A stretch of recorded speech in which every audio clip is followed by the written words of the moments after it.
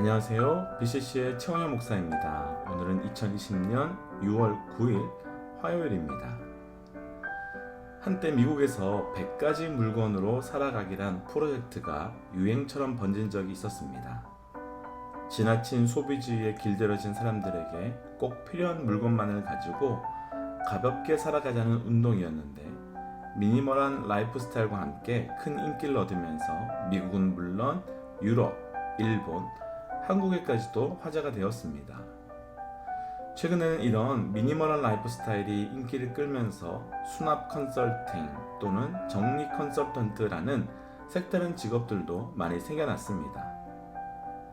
그런데 모든 수납 전문가들이 정리보다 먼저 해야 되는 일이 있다고 말하는데, 그것이 바로 버리기라고 합니다. 사람들은 의외로 필요하지 않은 물건임에도 불구하고 쉽게 버리지 못하며 살아가고 있습니다.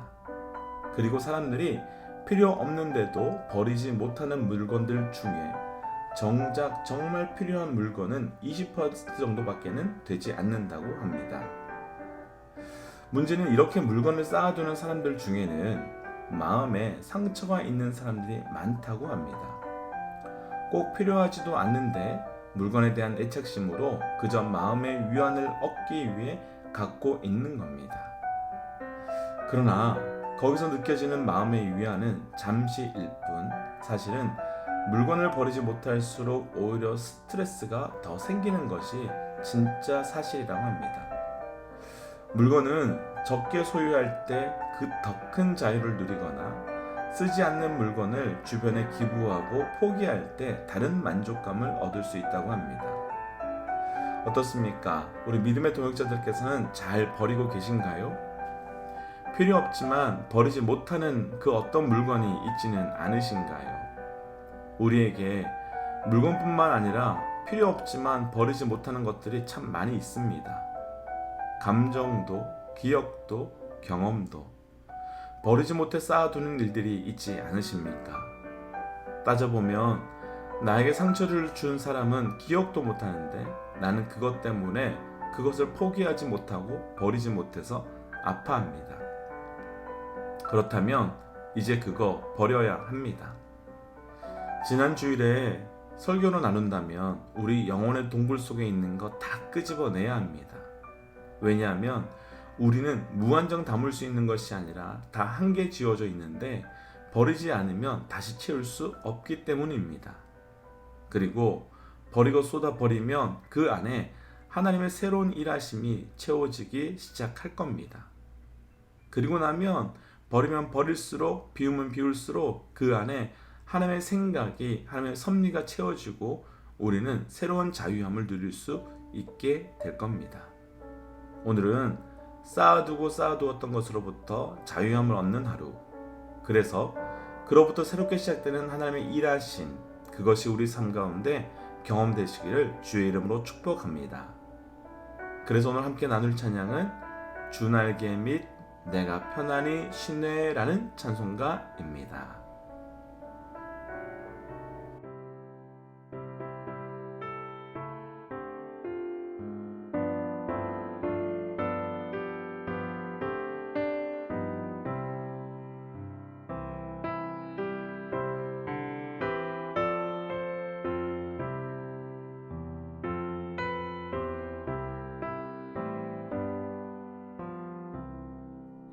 주 날개 밑 내가 편안히 쉬네. 밤 깊고 비바람 몰아쳐도 아버지께서 널 지켜주시니 거기서 편안히 쉬리로다. 주 날개 밑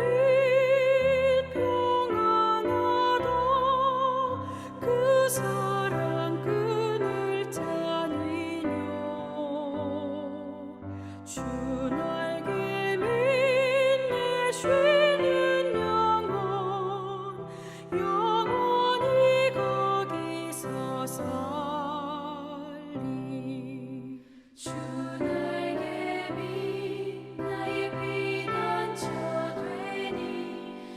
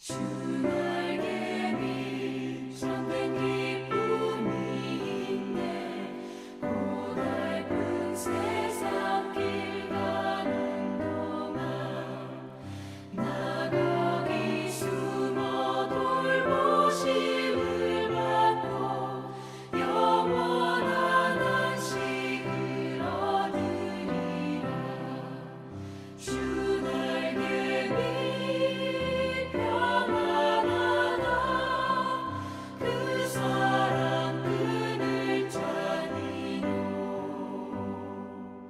주 날개 밑 내 쉬는 영혼 영원히 거기서 살리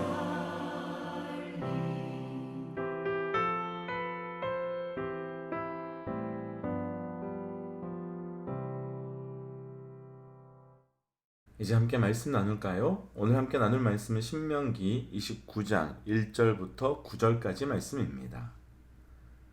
호렙에서 이스라엘 자손과 세우신 언약 외에 여호와께서 모세에게 명령하여 모압 땅에서 그들과 세우신 언약의 말씀은 이러하니라.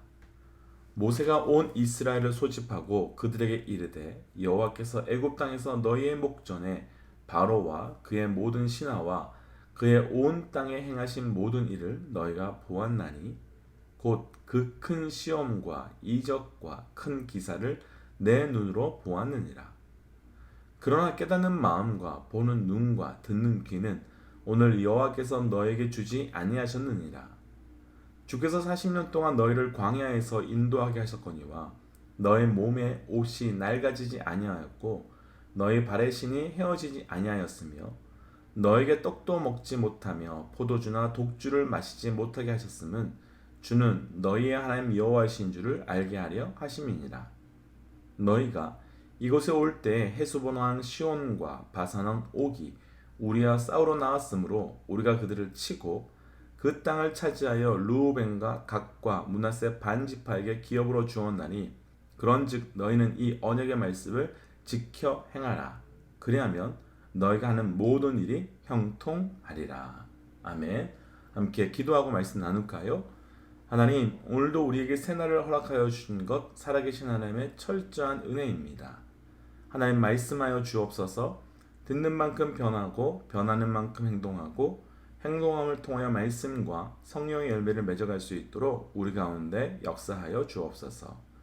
이 모든 말씀 예수님 이름으로 기도하였습니다. 아멘. 오늘 함께 나눌 말씀의 제목은 약속의 은혜입니다. 참고로 이번 주 새벽 예배 모든 말씀의 제목은 약속의 은혜로 오늘부터 해서 주말까지 계속해서 나누려 합니다. 오늘은 그래서 약속의 은혜 첫 번째입니다. 우리 믿음의 동역자들께서는 얼마나 많은 약속을 하며 사시나요? 그리고 그 약속을 얼마나 지키고 계신가요? 사실 약속에서 중요한 두 가지는 첫 번째는 약속을 누가 하는가 라고 하는 약속의 대상이고 두 번째는 어떤 약속을 하는가 라고 하는 약속의 내용입니다. 간단히 이야기한다면 어떤 사람이 어떤 약속을 하느냐입니다. 성경에는 참 많은 약속이 등장합니다. 구약과 신약 또한 이전의 약속과 이후의 약속, 옛 약속과 새 약속 이런 뜻입니다. 그럼 하나님께서 우리에게 주신 약속이 얼마나 큰 은혜인지 오늘 함께 묵상하고 우리에게 주신 그 약속의 은혜를 누리시는 삶이 되시기를 주의 이름으로 축복합니다. 약속의 은혜 첫 번째 1절 2절입니다.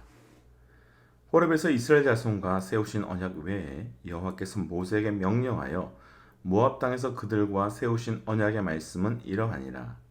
모세가 온 이스라엘을 소집하고 그들에게 이르되 여호와께서 애굽 땅에서 너희의 목전에 바로와 그의 모든 신하와 그의 온 땅에 행하신 모든 일을 너희가 보았나니.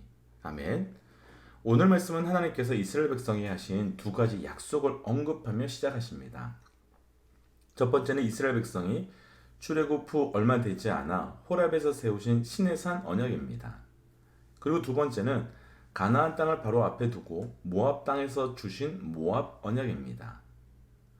그러면서 하나님께서는 출애굽 때부터 새로운 모압 언약이 주어지기 전까지의 사건에 대해서 너희가 내가 행한 일을 보지 않았느냐라고 말씀하십니다. 왜 하나님께서는 약속과 관련해서 이렇게 말씀하시는 걸까요?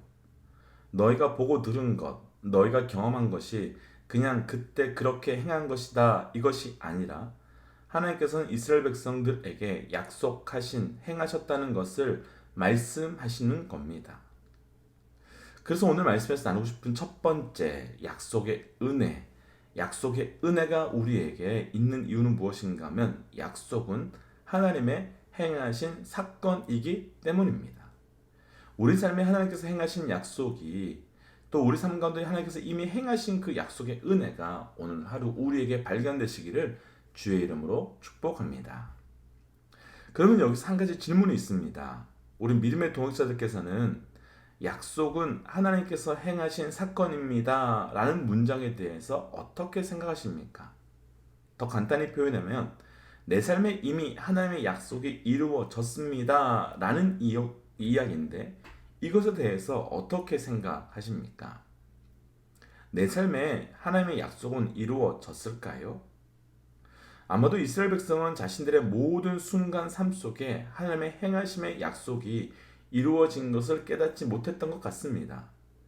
그래서 4절 말씀을 보면 하나님께서 깨닫는 마음과 보는 눈과 듣는 귀는 너에게 주시지 않으셨다고 말씀하시는 것 같습니다.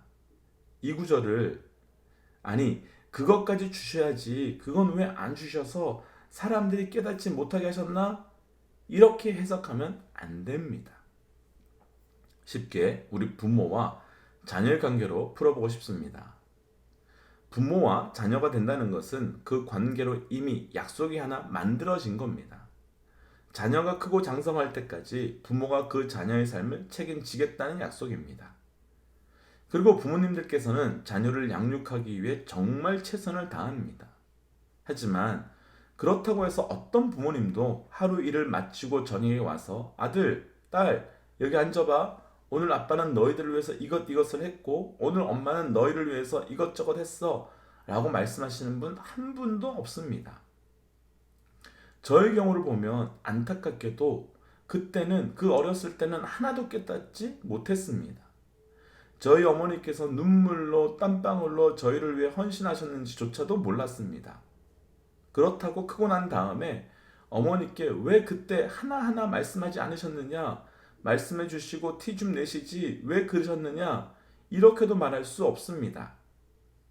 저리 들고 어린이 되어 보니 어머니가 어머니라는 이름 때문에 내 삶에 해주신 것들이 얼마나 크고 많은지 얼마나 감당할 수 없는 것인지 깨닫게 되었습니다. 하나님의 약속도 그런 겁니다. 그래서 우리가 깨달을 수 없고 볼 수 없고 들을 수 없는 겁니다.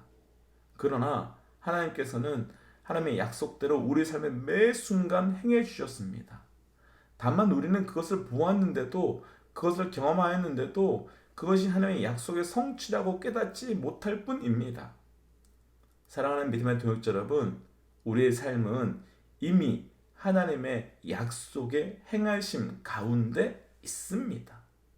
오늘은 더 많은 하나님의 약속이 이미 이루어진 행해 주시는 행하심의 은혜가 깨달아지시기를 주의 이름으로 축복합니다. 아멘. 오늘 말씀에서 나눌 약속의 은혜 두 번째 9절입니다. 그런즉 너희는 이 언약의 말씀을 지켜 행하라. 그리하면 너희가 하는 모든 일이 형통하리라. 아멘. 하나님께서 모세를 통해 가나안 땅을 앞에 둔 모압 땅에서 약속하십니다. 너희는 이 언약을 지켜 행하라. 그러하면 너희가 하는 모든 일이 형통할 것이다.